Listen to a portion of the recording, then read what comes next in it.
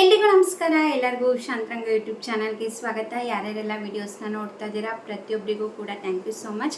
ಯಾರೆಲ್ಲ ಹೊಸಬ್ರು ನನ್ನ ಚಾನಲ್ನ ನೋಡ್ತಾ ಇದ್ದೀರಾ ಅಥವಾ ಸಬ್ಸ್ಕ್ರೈಬ್ ಮಾಡ್ಕೊಳ್ದಲ್ಲೇ ನೋಡ್ತಾ ಇದ್ದೀರಾ ಅಂತಂದರೆ ಶಾಂತರಂಗ ಯೂಟ್ಯೂಬ್ ಚಾನಲ್ನ ಸಬ್ಸ್ಕ್ರೈಬ್ ಮಾಡ್ಕೊಳ್ಳಿ. ಜೊತೆಗೆ ಬೆಲ್ ಐಕನಲ್ಲೂ ಕೂಡ ಆಲ್ ಅಂತ ಸೆಲೆಕ್ಟ್ ಮಾಡ್ಕೊಳ್ಳಿ. ಆವಾಗ ನಿಮಗೆ ನೋಟಿಫಿಕೇಷನ್ಸ್ ಬಂದಿರುತ್ತೆ. ನಿಮ್ಮ ಫ್ರೀ ಟೈಮಲ್ಲಿ ನನ್ನ ಎಲ್ಲ ವೀಡಿಯೋಸ್ನ ನೋಡ್ಬೋದು. ನಿಮಗೆ ನನ್ನ ಚಾನಲಲ್ಲಿ ರಾಜ್ಯ ಸರ್ಕಾರ, ಕೇಂದ್ರ ಸರ್ಕಾರದಿಂದ ಬರುವಂತಹ ಹೊಸ ಅಪ್ಡೇಟ್ಸ್ ಆಗಿರ್ಬೋದು, ಹೊಸ ಯೋಜನೆ ಬಗ್ಗೆ ಮಾಹಿತಿ ಆಗಿರ್ಬೋದು, ಅಥವಾ ಪೋಸ್ಟ್ ಆಫೀಸ್ನ ಸ್ಕೀಮ್ಸ್ಗಳ ಬಗ್ಗೆ ಆಗಿರ್ಬೋದು, ನಾನು ಪ್ರತಿಯೊಂದನ್ನು ಕೂಡ ಅಪ್ಡೇಟ್ ಮಾಡ್ತಿರ್ತೀನಿ. ಹಾಗೆ ಇವತ್ತಿನ ವಿಡಿಯೋದಲ್ಲಿ ಮತ್ತೊಂದು ಅಪ್ಡೇಟ್ ನೋಡೋದಾದರೆ, ಜುಲೈ ತಿಂಗಳ ಪೆನ್ಷನ್ ಹಣ ಅದ್ರ ಬಗ್ಗೆ ಕೂಡ ಸಾಕಷ್ಟು ಜನ ಕಮೆಂಟ್ ಮಾಡ್ತಿದ್ದೀರಾ. ಕೆಲವರು ಬಂದಿದೆ ಅಂತ ಕಮೆಂಟ್ ಮಾಡಿದ್ದೀರಾ, ಕೆಲವರು ಬಂದಿಲ್ಲ ಅಂತ ಕಮೆಂಟ್ ಮಾಡಿದ್ದೀರಾ. ಸೊ ನಿಮ್ಗಳಿಗೂ ಕೂಡ ಕೆಲವೊಂದು ಅಪ್ಡೇಟ್ಸ್ ಬಂದಿದೆ, ಅದನ್ನ ಕೂಡ ಈ ವಿಡಿಯೋದಲ್ಲಿ ತಿಳಿಸ್ಕೊಡ್ತೀನಿ. ಬನ್ನಿ ಇವತ್ತಿನ ವಿಡಿಯೋನ ಶುರು ಮಾಡೋಣ. ಎಸ್, ಇವತ್ತಿನ ವಿಡಿಯೋದಲ್ಲಿ ನಿಮ್ಮ ತಮ್ಮನೇಲಲ್ಲಿ ನೋಡಿರೋ ಹಾಗೆ ಅತಿ ಶೀಘ್ರದಲ್ಲೇ 32ನೇ ಕಂತಿನ ಹಣ ಕೂಡ ರಿಲೀಸ್ ಆಗ್ತಾ ಇದೆ. ನೀವು ಹೇಳ್ಬೋದು, ಇನ್ನೂ 31ನೇ ಕಂತಿನ ಹಣನೇ ಬಂದಿಲ್ಲ ನಮಗೆ, ಇವಾಗಲೇ 32ನೇ ಕಂತಿನ ಹಣದ್ರ ಬಗ್ಗೆ ಹೇಳ್ತಾ ಇದ್ದೀರಾ ಅಂತ. ಹೌದು, ಖಂಡಿತವಾಗ್ಲೂ 31ನೇ ಕಂತಿನ ಹಣ ಇನ್ನೂ ಕೇವಲ 40% ಅಷ್ಟೇ ಬಂದಿರೋದು. ಯಾಕಂದರೆ ತುಂಬ ನಿಧಾನವಾಗಿ ಹಣನ ಜಮೆ ಮಾಡ್ತಿರೋದ್ರಿಂದ ಹಣ ಈ ಸತಿ ಜಮೆ ಆಗ್ತಾ ಇರೋದು ಲೇಟ್ ಆಗ್ತಾ ಇದೆ. ಇವಾಗ ಮೊನ್ನೆ ಈಗ 2 ದಿವಸದಿಂದ 2ನೇ ಹಂತದ ಹಣ ಕೂಡ ರಿಲೀಸ್ ಮಾಡಿದ್ದಾರೆ.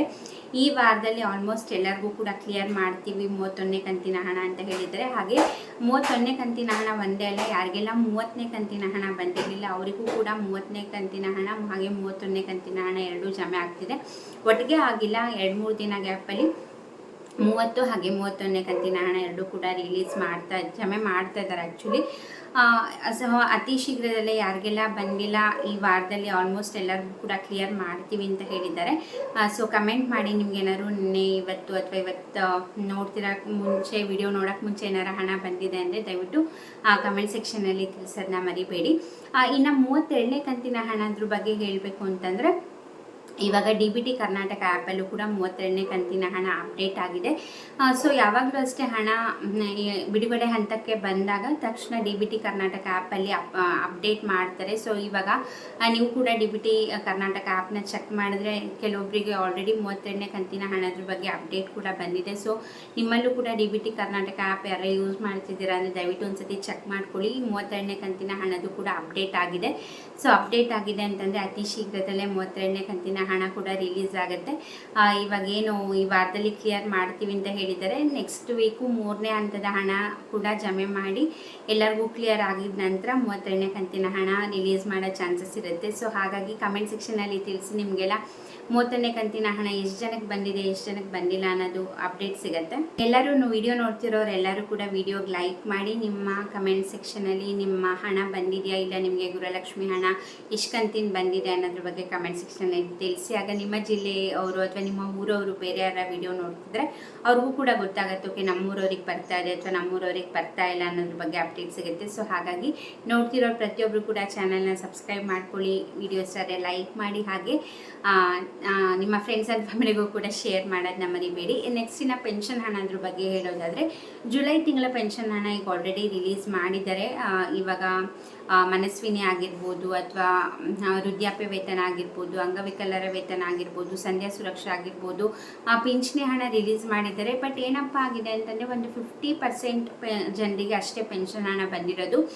ಈಗ ಆಲ್ರೆಡಿ ಇವಾಗ ಸ್ಟಾಪ್ ಮಾಡಿದ್ದಾರೆ ಪೆನ್ಷನ್ ಹಣ ಆ್ಯಕ್ಚುಲಿ ಜಮೆ ಮಾಡ್ತಾ ಇಲ್ಲ. ಮತ್ತೆ ಯಾವಾಗ ಮತ್ತೆ ಜಮೆ ಶುರು ಮಾಡ್ತಾರೆ ಅನ್ನೋದ್ರ ಬಗ್ಗೆ ಅಪ್ಡೇಟ್ ಬಂದಿಲ್ಲ. ಇವಾಗ ಸದ್ಯಕ್ಕೆ ಸ್ಟಾಪ್ ಮಾಡಿದ್ದಾರೆ. ಕೇವಲ ಒಂದು 50% ಜನರಿಗೆ ಅಷ್ಟೇ ಜಮೆ ಮಾಡಿರೋದು ಪಿಂಚಣಿ ಹಣ. ನಿಮ್ಗೇನಾದ್ರು ಜೂನ್ವರೆಗೂ ಕೂಡ ಕರೆಕ್ಟಾಗಿ ಬಂದಿದೆ ಪಿಂಚಣಿ ಹಣ ಎಲ್ಲ ತಿಂಗಳದು ಅಂತಂದರೆ ತಲೆ ಕೆಡಿಸ್ಕೋಬೇಡಿ, ಜುಲೈ ತಿಂಗಳದು ಕೂಡ ಬಂದೇ ಬರುತ್ತೆ.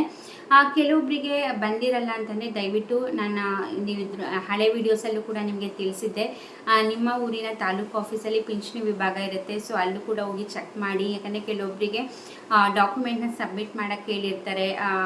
ಸೊ ಹಾಗಾಗಿ ಅಕಸ್ಮಾತ್ ನಿಮ್ದು ಏನಾರು ಡೌಟ್ ಇತ್ತು, ನೀವು ಅರ್ಹರ ಅನರ್ಹರ ಅಂತಂದರೆ ನಿಮ್ಮದು ಪಿಂಚಣಿ ಹಣನ ಹೋಲ್ಡಲ್ಲಿ ಇಟ್ಟಿರ್ತಾರೆ. ಸೊ ನೀವು ನಿಮ್ದು ಏನಾರು ಡಾಕ್ಯುಮೆಂಟ್ನೆಲ್ಲ ಸಬ್ಮಿಟ್ ಮಾಡಿದ್ದೀರಾ ಅಂತಂದರೆ ಅವ್ರು ವೆರಿಫೈ ಮಾಡಿ ನೀವು ಅರ್ಹರಿದ್ದೀರಾ ಅಂತಂದರೆ ಪಿಂಚಣಿ ಹಣನ ರಿಲೀಸ್ ಮಾಡ್ತಾರೆ. ಸೊ ಹಾಗಾಗಿ ಜೂನ್ವರೆಗೂ ಎಲ್ಲ ಕಂತಿನ ಹಣನೂ ಬಂದಿದೆ, ಎಲ್ಲ ಪಿಂಚಣಿ ಹಣ ಕೂಡ ಬಂದಿದೆ ಜೂನ್ವರೆಗೂ ಅಂತಂದರೆ ತಲೆ ಕೆಡಿಸ್ಕೋಬೇಡಿ, ನಿಮಗೆ ಬಂದೇ ಬರುತ್ತೆ ಜುಲೈ ತಿಂಗಳದು.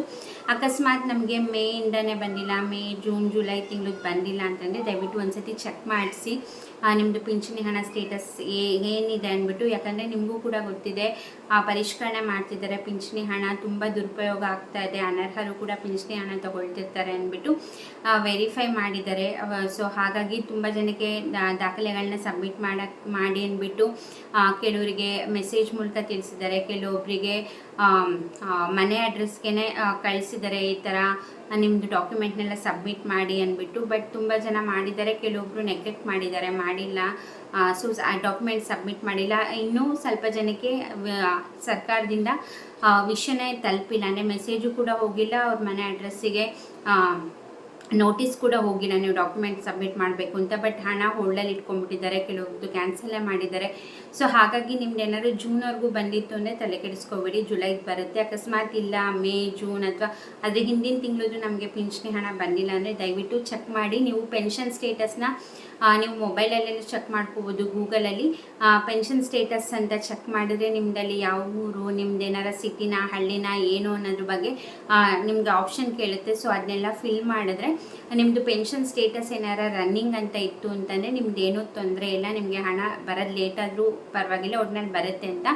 ಬೇರೆ ಏನಾರ ಸ್ಟೇಟಸ್ ಇತ್ತು ಅಂತಂದರೆ ನನಗೆ ಕಮೆಂಟ್ ಸೆಕ್ಷನಲ್ಲಿ ತಿಳಿಸಿ. ಹಾಗೆ ಒಂದು ಸತಿ ಚೆಕ್ ಮಾಡಿಸಿ, ನೀವು ನಿಮ್ಮ ತಾಲೂಕು ಆಫೀಸಿನ ಪಿಂಚಣಿ ವಿಭಾಗಕ್ಕೆ ಹೋಗಿ ಅಲ್ಲಿ ಚೆಕ್ ಮಾಡಿಸಿ, ಈ ಥರ ಪಿಂಚಣಿ ಹಣ ಬರ್ತಿತ್ತು ನಮಗೆ ಬರ್ತಿಲ್ಲ ಅಂತ ಕೇಳಿದ್ರೆ ಅಲ್ಲಿ ಚೆಕ್ ಮಾಡಿ ಹೇಳ್ತಾರೆ ಏನಕ್ಕೆ ಬರ್ತಿಲ್ಲ, ಹೋಲ್ಡರ್ ಇದೆಯಾ ಅಥವಾ ನಿಮ್ದು ಏನಾರು ಕ್ಯಾನ್ಸಲ್ ಆಗಿದೆ ಅಥವಾ ನೀವೇನಾರು ಡಾಕ್ಯುಮೆಂಟ್ ಸಬ್ಮಿಟ್ ಮಾಡಿ ಅಂತ ಹೇಳಿದರೆ ದಯವಿಟ್ಟು ಅವ್ರು ಏನೆಲ್ಲ ಕೇಳ್ತಾರೆ ದಾಖಲೆಗಳನ್ನ, ಏನಿಲ್ಲ ನಿಮ್ಮದು ನಿಮ್ಮದೇನು ಎಕ್ಸಾಂಪಲ್ ವೃದ್ಧಾಪ್ಯ ವೇತನ ಅಂತ ನೀವು ತಗೊಳ್ತಾ ಇದ್ದರೆ ನಿಮಗೆ ಏಜ್ ಆಗಿದೆ ಅನ್ನೋ ಪ್ರೂಫಿಗೆ ನಿಮ್ಮ ಆಧಾರ್ ಕಾರ್ಡ್ ಅದೆಲ್ಲ ಕೇಳ್ತಾರೆ. ಸೊ ಅವ್ರು ಏನೇನೆಲ್ಲ ಡಾಕ್ಯುಮೆಂಟ್ನ ಕೇಳಿದ್ದಾರೆ ಪ್ರತಿಯೊಂದನ್ನು ಕೂಡ ಸಬ್ಮಿಟ್ ಮಾಡಿದ್ರೆ ಮತ್ತೆ ಅವ್ರು ವೆರಿಫೈ ಮಾಡಿ ನೀವು ಅರ್ಹರು ಅಂತಾರೆ, ಖಂಡಿತವಾಗ್ಲೂ ಕೊಡ್ತಾರೆ. ಸೊ ನೀವು ಅನರ್ಹರಾಗಿದ್ದು ಕೂಡ ಹೋಗಿ ಕೇಳಿದ್ರೆ ನಿಜವಾಗ್ಲೂ ಮತ್ತೆ ನೀವು ಡಾಕ್ಯುಮೆಂಟ್ ಸಬ್ಮಿಟ್ ಮಾಡಿದ್ಮೇಲೂ ಕೂಡ ಅವ್ರು ವೆರಿಫೈ ಮಾಡಿ ಅರ್ಹರು ಅಂತ ಪ್ರೂವ್ ಆದರೆ ಮಾತ್ರ ನಿಮಗೆ ಹಣ ಬರೋವಂಥದ್ದು. ಸೊ ಹಾಗಾಗಿ ಬಂದಿಲ್ಲ ಅಂತಂದರೆ ನೆಗ್ಲೆಕ್ಟ್ ಮಾಡೋಕ್ಕೆ ಹೋಗಬೇಡಿ. ಒಂದು ಸತಿ ಪೆನ್ಷನ್ ಸ್ಟೇಟಸ್ನ ನಿಮಗೆ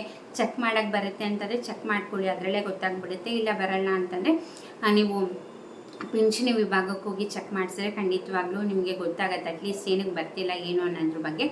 ಐ ಹೋಪ್ ನಿಮಗೆ ಪಿಂಚಣಿ ಹಣದ್ರ ಬಗ್ಗೆ ಆಗಿರ್ಬೋದು, ಗೃಹಲಕ್ಷ್ಮಿ ಹಣದ್ರ ಬಗ್ಗೆ ಆಗಿರ್ಬೋದು ಕ್ಲಾರಿಟಿ ಸಿಕ್ತು ಅಂದ್ಕೊಂಡಿದ್ದೀನಿ. ನಿಮ್ಗೆ ಇನ್ನೇನಾರು ಡೌಟ್ ಇತ್ತು ಅಂದರೆ ಖಂಡಿತ ನನಗೆ ಕಮೆಂಟ್ ಸೆಕ್ಷನಲ್ಲಿ ತಿಳಿಸಿದ್ರೆ ನಾನು ನಿಮಗೆ ಆನ್ಸರ್ ಮಾಡ್ತೀನಿ.